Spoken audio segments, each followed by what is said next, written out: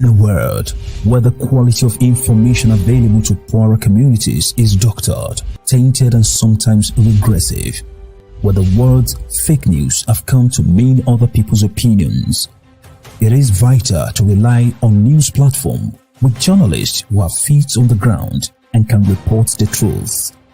New York Parrot, a New York-based national and global news outlet, is changing the narratives of media operations. We focus on the news that matters, like self-empowerment, entrepreneurship, finances, health, security, politics, and more. We strive to curb violence, racial and economic discrimination, and to promote peace and socio-economic development of multiculturally diverse world. As we give voice to the people, we also give your business a voice and make it heard. Get your products and services off the ground.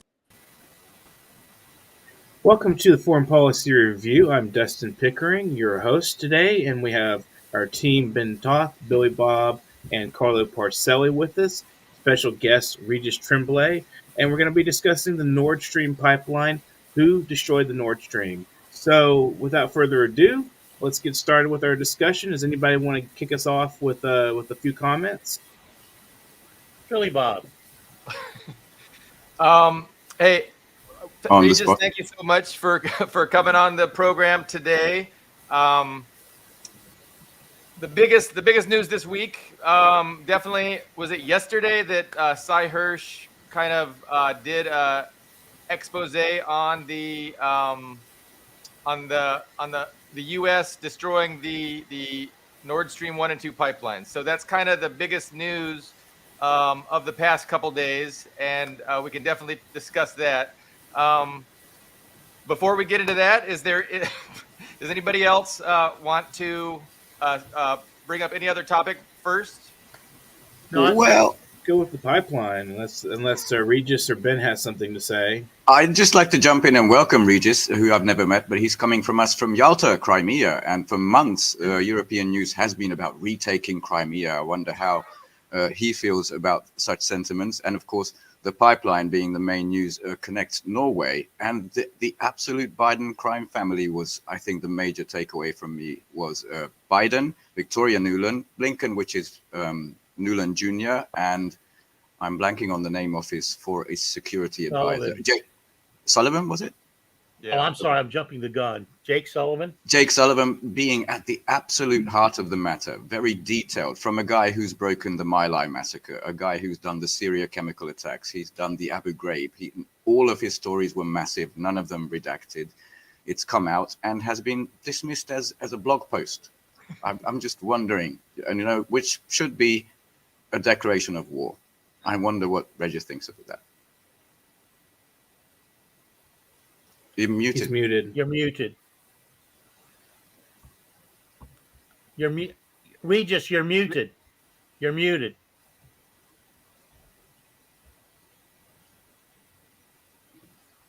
Down. I don't know why he's muted. I think it's I'm trying to unmute him. It's not. Their mic isn't connected. You can't unmute your guest. That's what I'm being told by StreamYard. That's very strange. Damn these.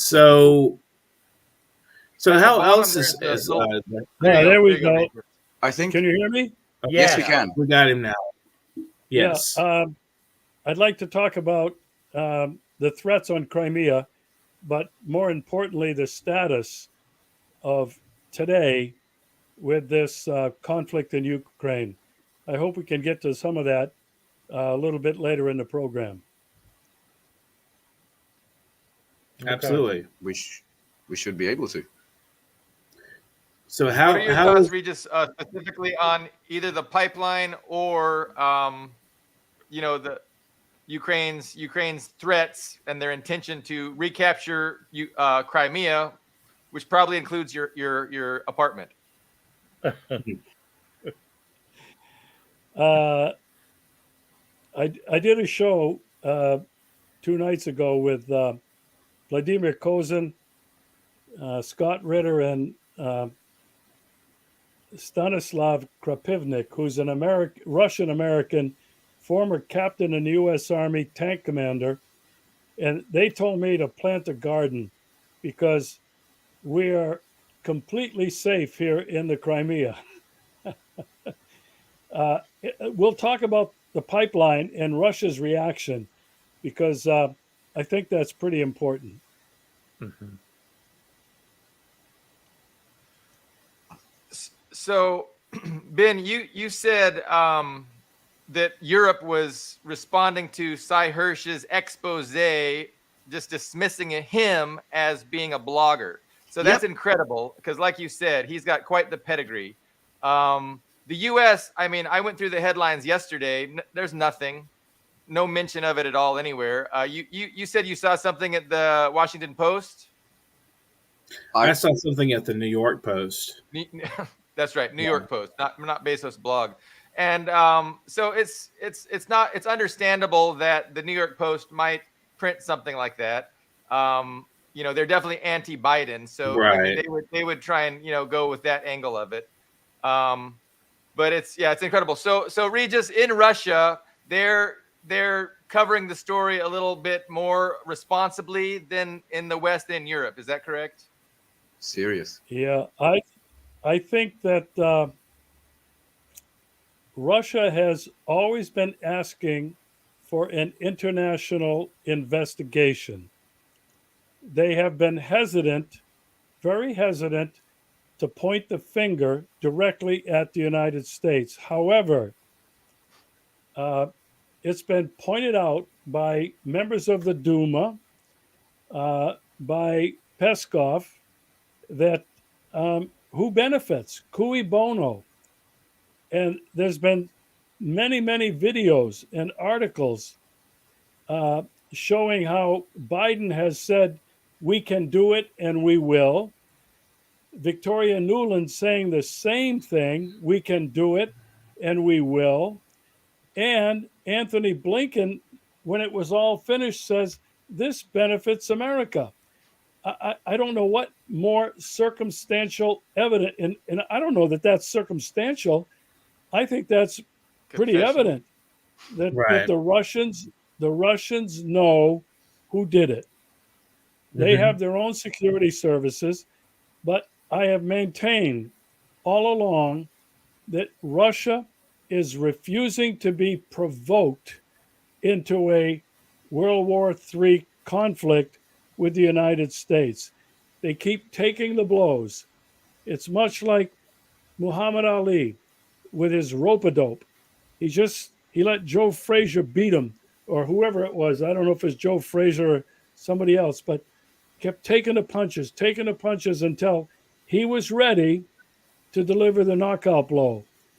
Russia is following its own plans for dealing with this conflict in Ukraine and dealing with the United States' attempts to undermine its sovereignty. And I think that's the position here in Russia. The Russian people know. They know now. I don't think they knew a year ago. They know what's at stake. And this is about the future of the Russian Federation, the future of the Russian people. I believe they understand that. And they know that a direct confrontation is not the way to go. I have talked about this and done shows about this.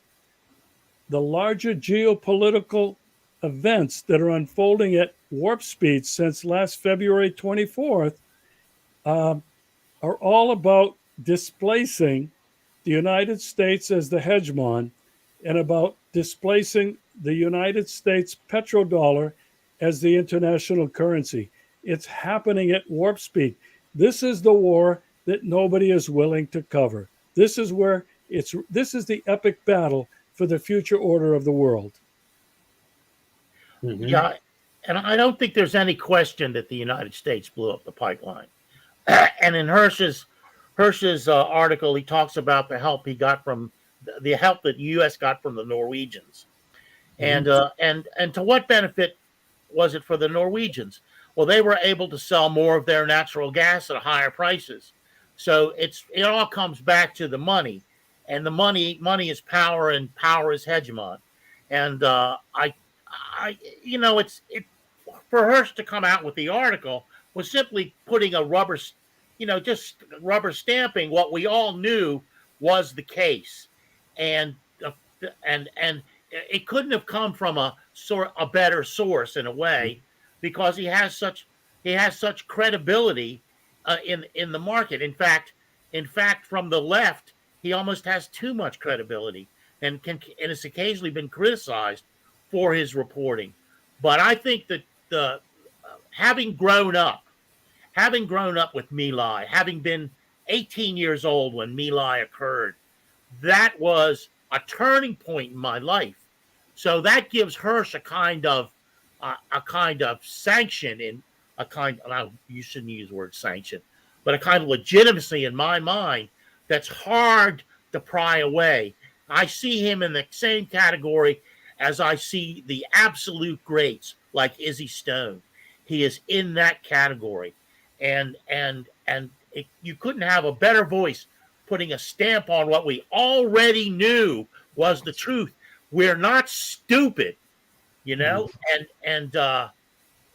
it's anyway. That's all I wanted to say. We knew that the U.S. It was a big revelation for anybody that was even remotely honest with themselves that's what occurred. Mm-hmm. His name, he has the credentials, the credibility. He can't be ignored. And that's why, even if negatively, he's covered. He is covered by most of the media, even to the west of us here in Europe, even in America. It's like, even if it's straight up denial, it has to be covered. And that, I think, is brand new, because usually they just, Russia did it. That was the first few weeks. It was Russia, who owns 51% of the pipeline. 49% belongs to the German government. They did it. The first thing Russia did was try to gauge the damage. How much would it cost to rebuild? That's what they did. That was their response. And what was sorry. I'm sorry. No, I'm sorry. No, go. But no, and what has been pointed out is that every time Hirsch breaks a story like this, he has inside people. He has people that don't undeniably. He has people at the agency, at the CIA, who in the don't room. like what they're doing. The DOD that don't like what they're doing. The NSA that don't like what they're doing. And so there is a rift. I don't know how serious it is in the U.S. intelligence community about how far they're going to let these fucking maniacs behind Biden go. And I hope this has more impact down the road than it has so far. But anyway, I just wanted to interject. I think it's another distraction. It's a huge story. I hope that a lot of people will have their eyes opened, people who have believed in Cy Hirsch, who will at least have some cognitive dissonance going on inside of their brains, saying, well, wait a minute. Now, why do I say it's a distraction? I say it's a distraction from what is happening on the ground right now in Ukraine. Zelensky was just maybe still in the UK, pleading for F-16 fighters, which is a joke, because the only ones who can pilot that F-16 are not Ukrainians, but Brits and Americans and other countries in Europe that have had them for several years. So this is a publicity stunt. I have read recently that the reason he went to the United States, appeared before Congress, met with Biden, the reason that he's in England, United K, talking to the Parliament, it's a public relations smokescreen. Behind the scenes, the stage is being set, I believe, for an off-ramp for NATO and the United States to get out of this conflict in Ukraine. Zelensky is done. He no longer has the confidence of the Ukrainian people. The polls are showing that the people do not support him. He's willing to spill Ukrainian blood for whom? For whose interest? And the people are beginning to realize it. The news reports that I read about this conflict that's going on is that Russia is about to begin an all-out assault on Ukraine. Since October 10th, Russia has been shelling with precision-guided missiles every day since October 10th, Ukraine's infrastructure, electrical grids, train depots, anything that has to do with the infrastructure of Ukraine, which has to do with water, with sewerage, electricity, lights. There are blackouts all over the But Ukraine. those missiles are running out every day, right? That's what we've been hearing. Correct. And so what is the purpose of this? Why has Russia been doing this? Number one, Russia does not want to sacrifice any more of its young men and women. And so yet Russia has been responding with this shelling. In Bakhmut, I read today that Bakhmut is pretty much circled. The highway that supplies the reinforcements of ammunition and troops to Bakhmut has been cut off, is won by Russia. The same thing is happening in other parts of the country. Russia has been steadily grinding the Ukrainian army, the mercenaries, and these foreign troops from Poland, Germany, UK, the United States, and Canada. They've been dying by the thousands. Russia is very deliberately going about its business. And I believe from everything I've been hearing and seeing, the people that I've interviewed, that Russia is about to bring this thing to an end, possibly before the anniversary of the special military operation on February 24th of last year. I don't know what you fellows think about this, but this is how I am viewing what is really going on the ground between the United States, NATO, Ukraine as it's not a proxy, it's the battlefield between Russia. I think you may be right. I'm not sure they're going to stick to anniversaries because right now they've shown, as you said, incredible restraint. They have the time frame. They can just sit back and just destroy whatever comes at them.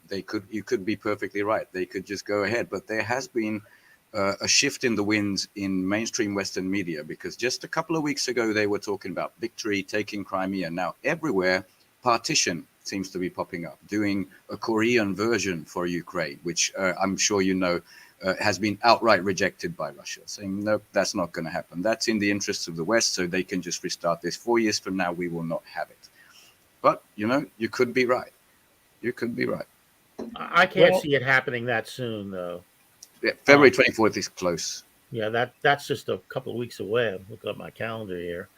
They would have to. I think they would have to rev up and change strategies to make that kind of a push.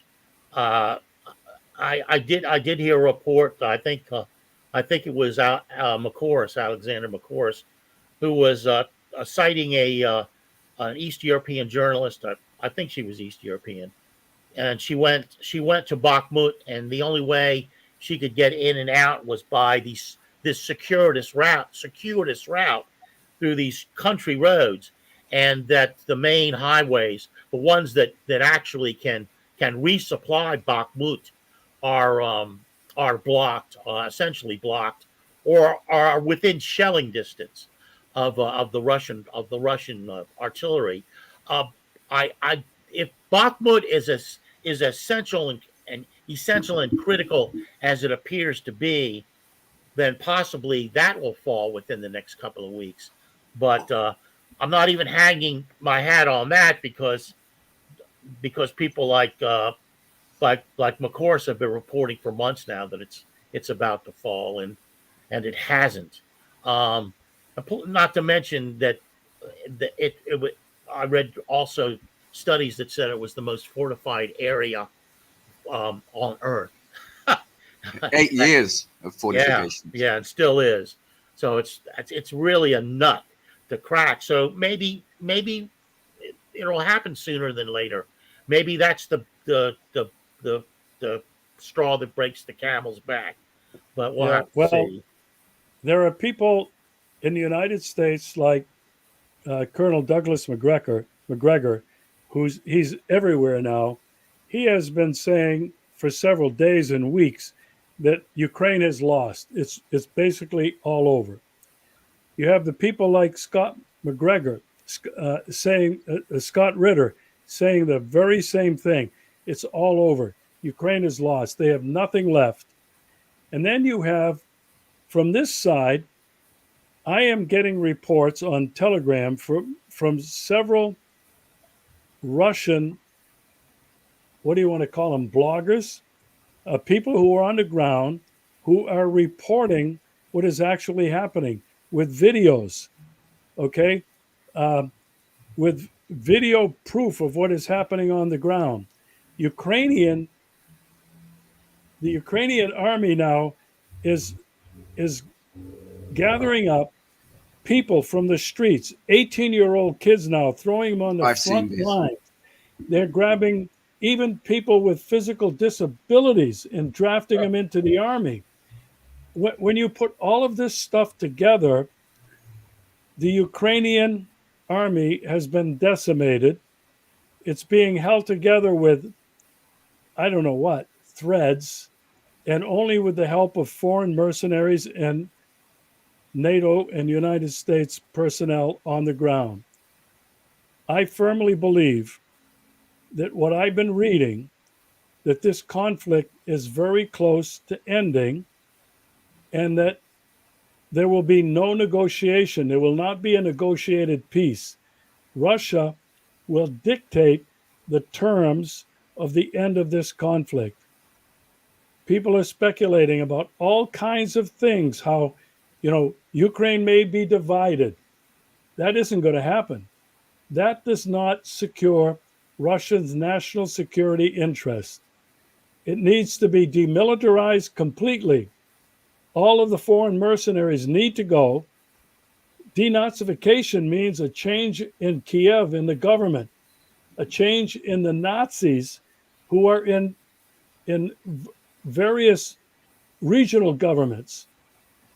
It means that Russia must put in place pro-Russian government, a pro-Russian government, and Russia must ensure that Ukraine will always be neutral and never a part of NATO. These are Russia's three primary objectives. And I believe that they are about to accomplish all three. I believe so too. Yeah, I do too. Russia cannot afford to wait. You know what's tragic to me? That just a year ago, 2 of those would have been enough. Just guarantee in like neutrality and recognize the people in the Donbass, and all of this could have been avoided peacefully. None of those people needed to die, but the West just wouldn't allow it. And maybe we could take it back to Europe in a second, but I just want to bring in numbers that came from Mossad, the Israeli intelligence, which were published on a Turkish media outlet, which were amazing and aligned with Scott Ritter's and Douglas McGregor's analysis perfectly. And it was around, don't quote me, 170,000 lost on the Ukrainian side and 18,000 lost on the Russian side. And that same day, the New York Times, in panic, they brought up this thing, hundreds of thousands dead on both sides. They brought this out, according to Ukrainian officials.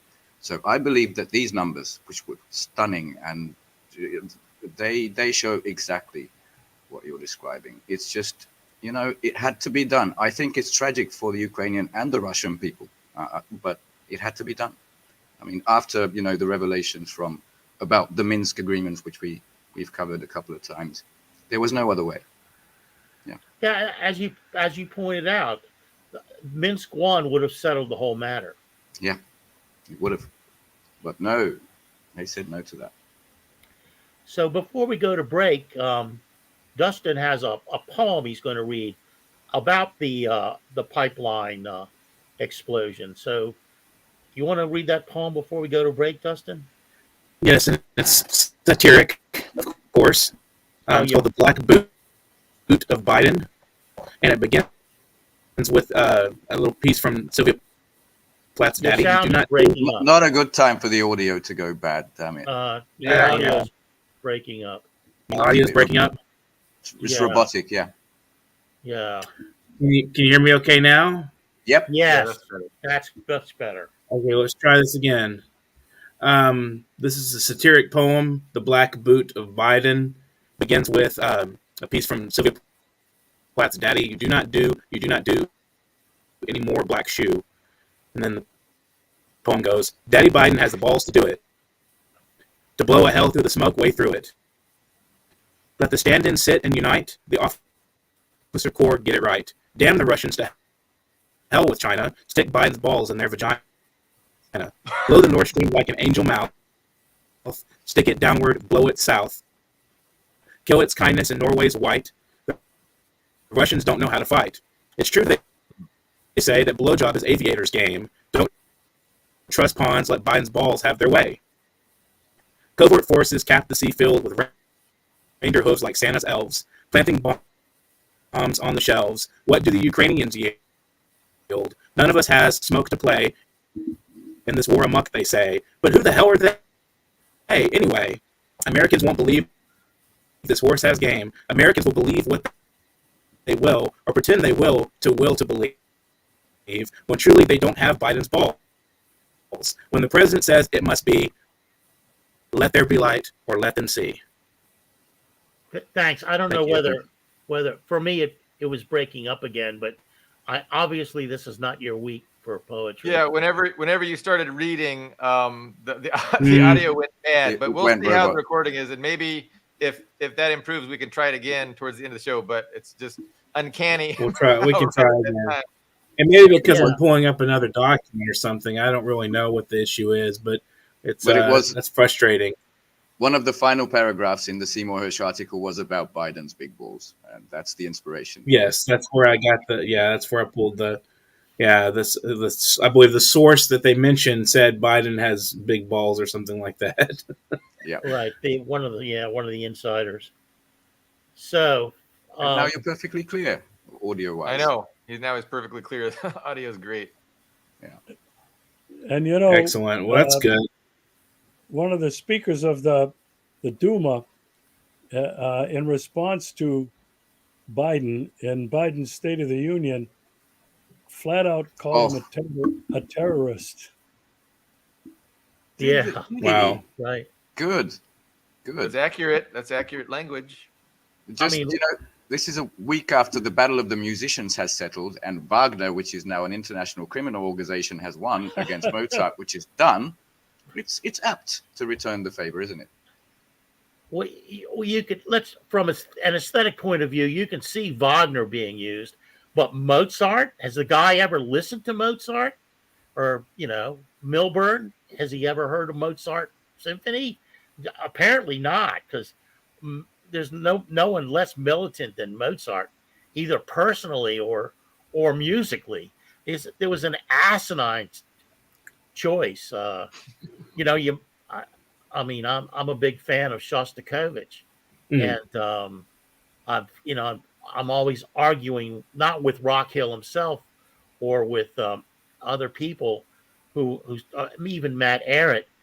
I did you guys get my post about Shostakovich and music? I thought I sent it to you guys, but you never responded. But I was when I was a young man, about 19, I was invited to a party in the Shishi part of DC, where two Soviet poets were reading, and they read and they were pretty bad. I mean, they're typical Soviet poets, tractors, fields. They weren't very good.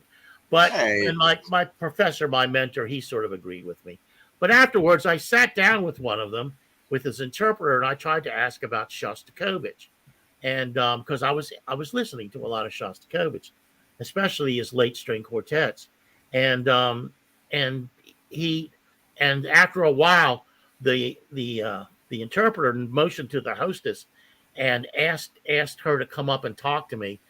At which she took me by my elbow and led me away because I was obviously irritating the poet with my questions about Shostakovich. How was he doing? Did you know anything about it? Which are kind of naive questions. Probably didn't know Shostakovich in any state anyway. But I have this kind of memory about my early interest in that kind of music, and what struck me about, and I won't go on too long, about Rock Hill's statements, and actually a statement I think by Matt Arrett, is that they didn't like 12-tone or Schoenberg, but those beautiful shots. I like Schoenberg, by the way. I like dodecaphonic music, and Webern and Alban Berg, but without Schoenberg, there would be no Stravinsky, there would be no Bartok, there would be no George Crumb, and there would be no Shostakovich. So it's like I just wanted to bring that up because it's been a sore spot. This kind of ignorance around the arts and this dismissal of the arts, and it's all, and what Rock Hill is running on is like, well, Shostakovich. I mean, Schoenberg was a tool of the CIA. Well, Schoenberg died in 1951. And I don't know how the fuck he was a tool of the Central Intelligence Agency.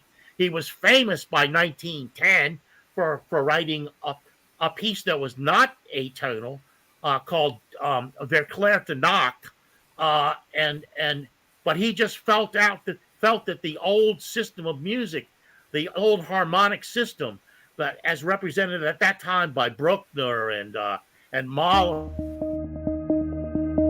Do you wish your business makes it to the top list of the most searched for business in the US and around the world?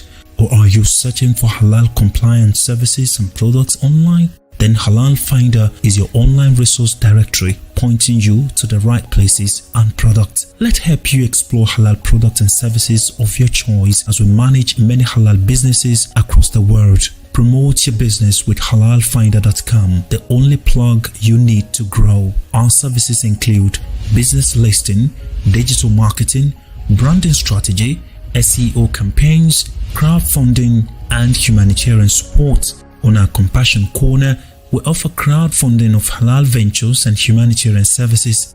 In this section, you can make or receive donations, start donation campaign, and check existing donation campaigns. And by paying zakat and sadaqah to our Compassion platform on halalfinder.com, you have supported the poor, widows or widowers, orphans, and the likes around the world. Contact us at info@halalfinder.com or call +1 718 822 5555. Do you know that there is a publishing company that wants to make life easier for you as a writer? This publishing company is called World Inkers Printing and Publishing. We publish in all different languages, and we're looking for writers of all genres, all formats. We're looking for scholars, ghostwriters, playwrights, poets, short fiction, novelists, you name it. We're looking for anybody who is interested in writing and the craft of writing to be in touch with us. You can reach us at info.worldinkers@gmail.com. With World Inkers Printing and Publishing, you do not require a lot of money to publish with us. Contact us today at info.worldinkers@gmail.com. Become a winner with other authors at World Inkers Printing and Publishing. Give us a shot. We will surely finish you. We've been taken over by a small robot briefly there. We had a hard break. I'm going to try the poem one more time. If it doesn't work, we'll just give up on it and pass to the next thing. So this poem is called "The Black Boot of Biden." It begins with a epigraph from Sylvia Plath. You do not do any more black shoe. That's from the poem Daddy. Daddy Biden has the balls to do it, to blow a hell through the smoke, way through it. Let the stand-ins sit and unite. The officer corps get it right. Damn the Russians, to hell with China. Stick Biden's balls in their vagina. Beep. Blow the Nordstrom like an angel mouth, stick it downward, blow it south, kill its kindness in Norway's white. The Russians don't know how to fight. It's true they say that blowjob is aviator's game. Don't trust pawns, let Biden's balls have their way. Covert forces cap the sea filled with reindeer hooves like Santa's elves, planting bombs on the shelves. What do the Ukrainians yield? None of us has smoke to play in this war amuck, they say. But who the hell are they, anyway? Americans won't believe this horse has game. Americans will believe what they will, or pretend they will to believe. When they don't have Biden's balls. When the president says it must be, let there be light, or let them see. Thank you. Hopefully that was Thank you. That much better. That was perfectly clear. Yeah. good. I think it was because I had my word processor open and it was giving some robotics there. But yeah, back into the back to the program, the foreign policy review. Let's finish off with what Carlo was saying, and then we can move on to another subject. Yeah, I kind of got cut off in far field, but let's it's been nagging at me. But we should talk about we talked about F-16s but sometime I'll tell you about the dinner I had with Pierre Spray, the great critic, the engineer critic of the F-16 and the F-35. Even though he helped work on both of the planes, we had an interesting dinner together. But now's not the time. I think we have reached the time in this show, Regis, where we have to talk about those earthquakes. We have to go out on a limb and get into Art Bell territory about how these earthquakes occurred in Turkey and Syria, what our senses of them are. So, you want to lead that? Want to lead us into that? Yeah, sure. When I first heard about the earthquakes, I immediately thought back about several things, recent happenings that caused me to believe that these earthquakes were man-made. Shortly before, I think in the week before the earthquakes, several European governments told their employees to leave their embassies and consulates in Turkey. I think it was a Turkish premier, I'm not sure, but he was quoted publicly as telling the United States to keep your filthy hands off of Turkey. Now, I've been curious about Turkey for a long time. President Erdogan has been straddling the fence, one leg on one side, one on the other for a long time, over a lot of issues, and especially with Russia. Maintaining good relations with Russia, oil depot, transport facilities, etc. And then I thought back to the tsunami that caused the Fukushima meltdown. I knew and was convinced that was man-made. So my first thought and first reaction, and I mentioned this to a very good friend, that this was man-made. As I began to do some research, I started reading posts about HAARP, HAARP, high altitude aurora. High frequency active auroral research program. Research program where they can control the weather, they can control hurricanes, they can control snowstorms, volcanoes, and I think volcanoes and earthquakes. And so I immediately thought that this was the United States that detonated some kind of force, electromagnetic or whatever, that was created to punish Turkey. I don't think it had anything to do with Syria, which was an immediate neighbor. I think it was directed at Turkey. I don't know what you fellows think, but that was my initial thought. I've had similar thoughts. Ben, do you want to say something? I don't know much about harm, but we mustn't forget about looking at the region geopolitically. And I call, Erdogan very much a dancer. He does it even better than Hungary, because we have been playing that game in the Little League, with the EU, but with Russia. We're not sending weapons, we're not sending troops, but yeah, we'll condemn them. And it's been not a very good position to be to, but Erdogan plays the big league. But beneath him, there is Syria. Then there's Yemen. On the east, there's Iraq, and there's Iran. And in this whole region is what the Western Internet calls Kurdistan, the Kurds, the last US proxy in the region. And there was just last week 3 pieces of news I'll read out in context. Saudi Arabia's MBS, Mohammed bin Salman, has urged senior Iraqi officials to set up a face-to-face meeting between Iranian and Saudi Arabian foreign ministers, which is huge. The second one was Turkey's government is pleased that Iran will be joining the upcoming talks between Ankara and Damascus. Syria, as you know, MBS has been the big player in switching away from the dollar. So that entire region. And the third one was Iran and Russia have connected basically all their banks through this local messaging system, the alternate to SWIFT, meaning blind America. When it comes to America, they're blinded to the transactions they do. So I don't know anything about this harm system or weather control. That's news to me, but there was definitely some tilting away from the middle in that region, tilting towards Russia in that region, just leading up to this event. That's my context for it. It's called HARP. There's a couple of interesting anomalies. There's a place called the Ionospheric Heating and Shortwave Radio Facility that's in Escott, Tromsø, Norway. And there used to be a place called the Ionospheric Research Station, and that was in Kharkiv in Ukraine. It's closed now. Ostensibly, it's closed, like the biological plants. They're closed, but they're open for business. If they're open, they're good biolabs, defensive biolabs. And before I get into my notion that involves Tesla, I'd like to go back to Regis. I think he's got more to say on the subject. Go ahead, Regis.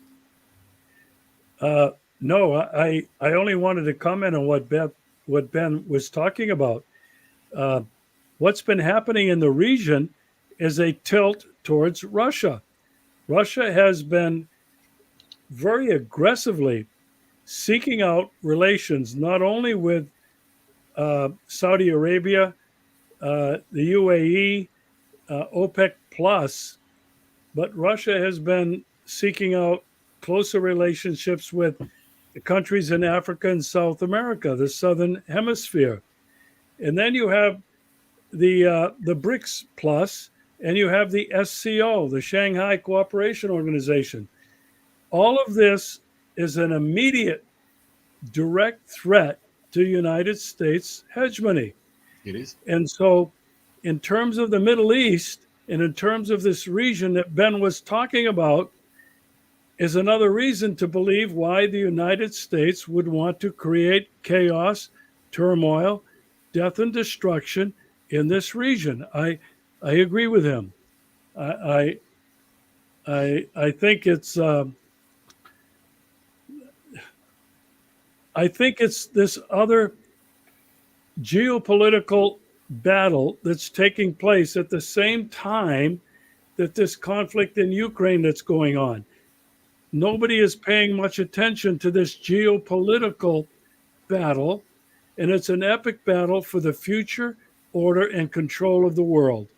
America does not want to give up its hegemonic power and control, but these other countries, 87% of the world, is moving towards a multipolar world, and the only hope is the United States will realize that its place is one among equals and not this American superiority and exceptionalism.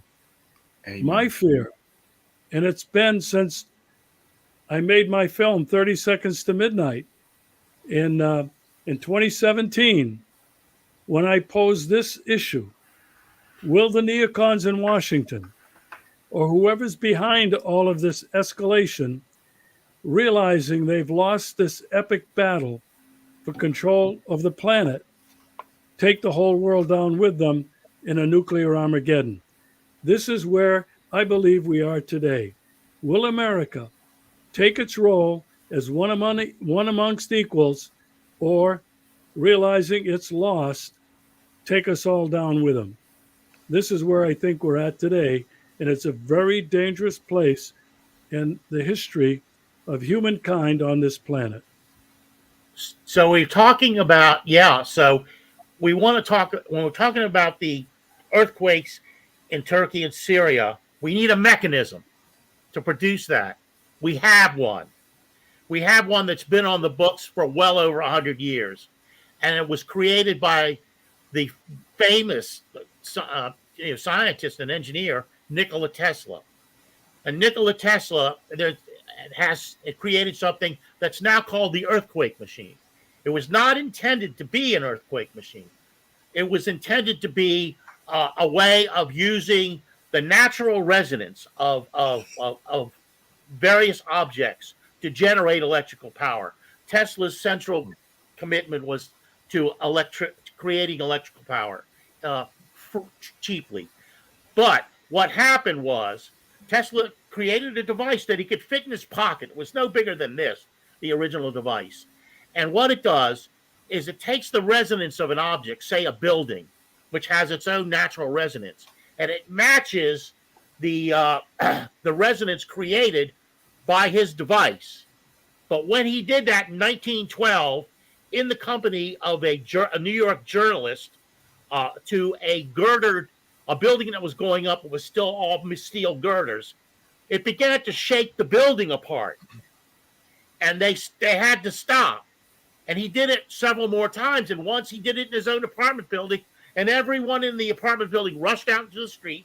The fire department and the police were called. They thought it was an earthquake. Now, both Ben and I have witnessed this videotape online where individuals have created the Tesla's device. And it's not, their creation was just a little bit bigger, actually, not much larger. And they placed it on a steel girdered bridge. And within a couple of hours, the shaking of that bridge was so profound that they stopped doing it. The people that were filming the thing, because they were afraid they were going to bring the bridge down. Now, all the U.S. has to do, and every one of these goddamn places we're talking about, HARP, the one in Norway, the one that's supposedly closed in Ukraine, deal with high frequency resonance. Every one of them. And so all it takes is to select a relatively discrete anomaly within the Earth that you can measure its resonance in a fashion that's can be considered mathematically discrete. Nothing's mathematically discrete in mathematics. That's one of the huge lies about mathematics. But let's forget about that point right now. But you can create a resonance in that object and then match that resonance with your device. And it doesn't have to be, it's not like the old days with Tesla. The device doesn't have to slap up against the bridge or the building. The device can be thousands of miles away and get the resonance matching and bring these things like tsunamis and earthquakes into being. Now, that's my Art Bell moment for this program, but I'm totally convinced that I know they're working on it. I'm convinced they found it. And so anybody like to comment on that? I'd like to just a small correction. Sorry. Carlo, do you think the Russians know about this? And do you think the Russians have also got this technology? I don't know. I know I'm absolutely sure they know about it, and they want to work on it. And so you can go back to nuclear weapons. The U.S. thought that they would have initially a lot longer period to have hegemony in nuclear weapons, but the Soviet Union got it rather quickly. Some with help of espionage, but mostly just just the fact that this is the way the physics works.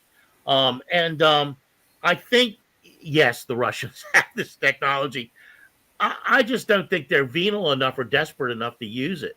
The venality. You have to live in Washington to understand how venal and utterly depraved these people are. They're just, I mean, I want to, we're going out to the world here. These are really depraved people here. I've lived among them all my life. They're hideous. They're monsters. When I hear, I'll be brief, but when I hear Doug McGregor or Scott Ritter go on, or any of these other guys, most of these guys, McGovern, most of these guys are ex-intelligence or ex-army, and they got this kind of devotion. Semper Fi. Fuck that. Fuck Semper Fi. Fuck them all. They should lose that. They're trying to kill Scott Ritter. They're trying to kill him. Why would he have any loyalty to this shithole country if they're trying to kill you? And probably your family too. I don't get it.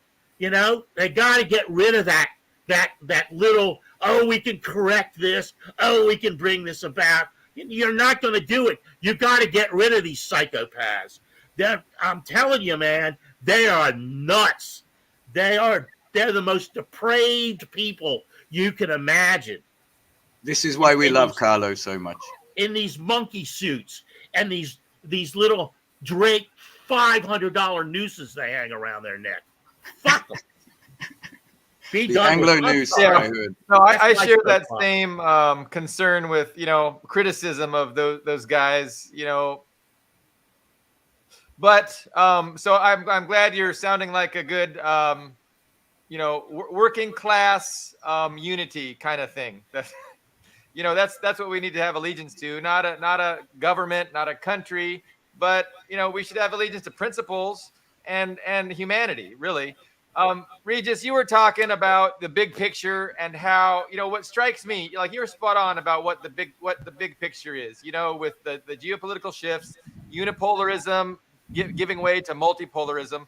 But it's just interesting that the Western media doesn't cover that. And there's, if you're a reporter, it's like if you're a news outlet, like you ought to be covering the biggest stories. And that's the biggest story. And it's just nowhere. It's just nowhere to be found. Like we're not being informed about the reality that the people in power are thinking about and contemplating and is motivating them to do the things they're doing. Like it's just not being discussed. And that's all part of the matrix. It's all part of the ruling class, establishment that, exists to perpetuate itself, not to inform us. But that's it. That's all I wanted to say. Can I please bring in a couple of short details, and then Regis should have the final words? And that's about the alternative world order being formed, the nature of it. Do you know the first people who arrived in Turkey as emergency, let's get people out from under the rubble, let's begin reconstruction? They were the Russians. They were there immediately. And, not just in Turkey, but in Syria, formerly the most sanctioned country on earth. Same went from Iran, again, formerly the most sanctioned on earth. The most sanctioned are becoming this new government, and it's more humane. And another thing, Regis, you can correct me if this is true or not. I heard it on Russian media, but not very officially, that in the Donbass, after the war, reconstruction, they never looked at North Korea for military help, ever. But when it comes to reconstruction, North Korea knows a lot about that because Pyongyang was flattened to the ground. And apparently they are working in tandem with Russia on building new residential buildings there. And that's what I wanted to bring, the face of multiple polarity. It's not we're going to just exploit you or bomb you. We can come in to help each other. That's what I wanted to bring. Yeah, Ben, thank you for that. I was not aware of North Korea being involved in reconstruction in the Donbass.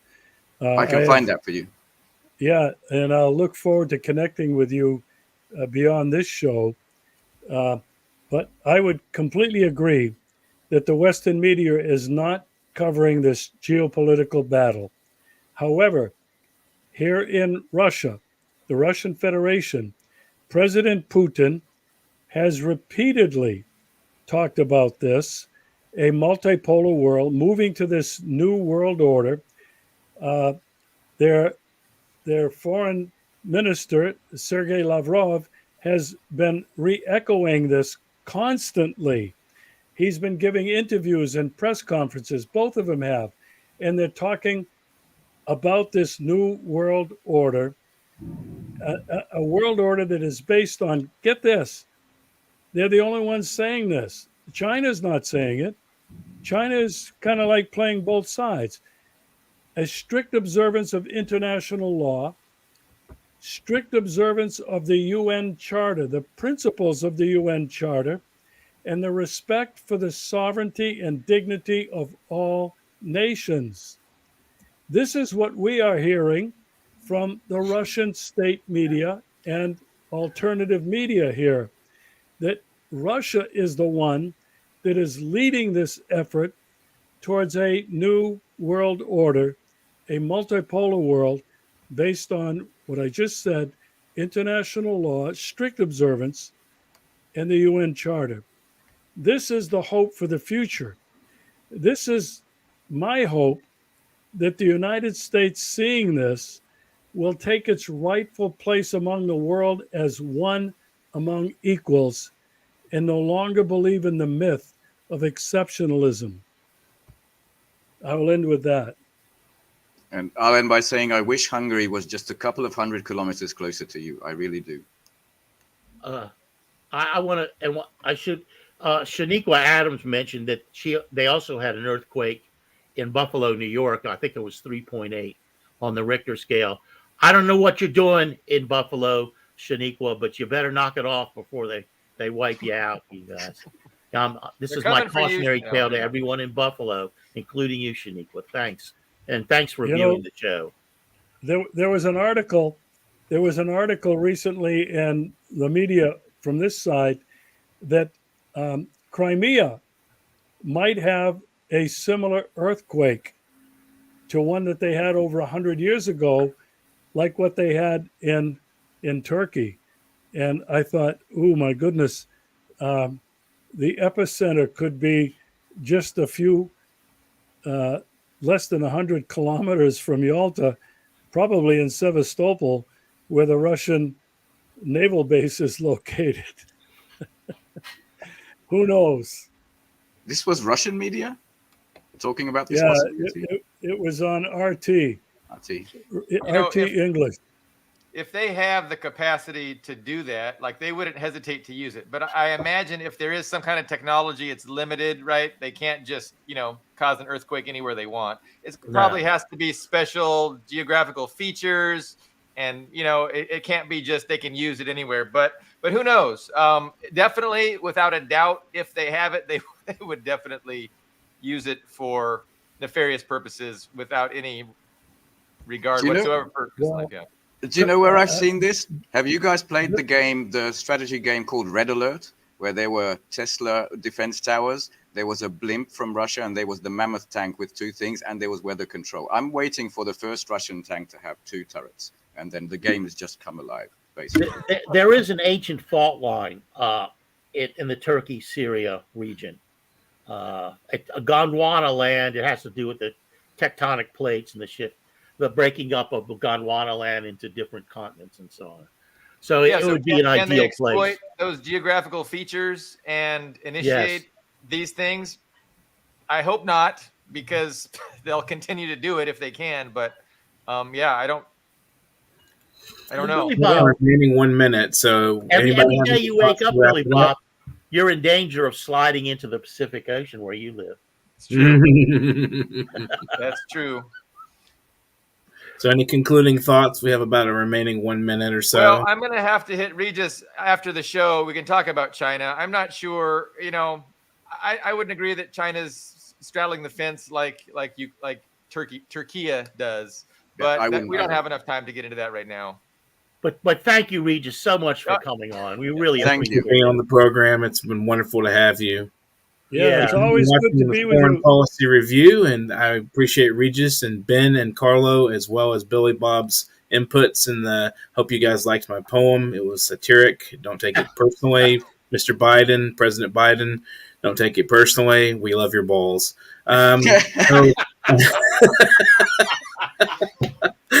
how you have a great day, guys. This has been the Foreign Policy Review. Watch again next Thursday, 11 a.m. Central Standard Time. Hope to see you then.